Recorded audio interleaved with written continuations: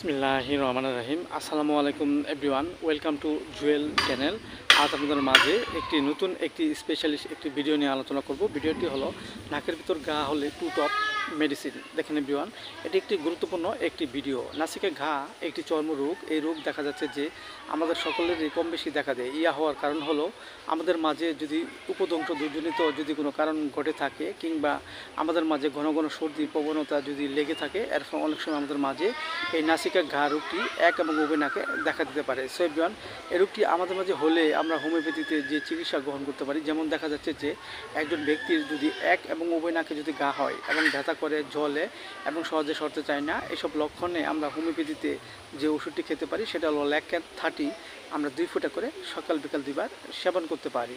আবার দেখা যাচ্ছে যে একজন ব্যক্তি যদি তার পুরাতন নাকের ভিতর যদি সর্দি দেখা দেয় এবং পূর্বে ভালো হয়ে গেছে কিন্তু বর্তমানে আবার দেখা দেয় এবং নাক থেকে প্রচুর পানি ঝরে, রস ঝরে এবং প্রচুর দুর্গন্ধ বের হয় এবং এতে করে অনেকজনই কাছে বসতে চায় না, এসব লক্ষণে আমরা হোমিওপ্যাথিতে একটি ওষুধ খেতে পারি। সেটা হলো ব্যালসাম পেরু 200। আমরা 2 ফোঁটা করে সকাল বিকাল 2 বার সেবন করতে পারি।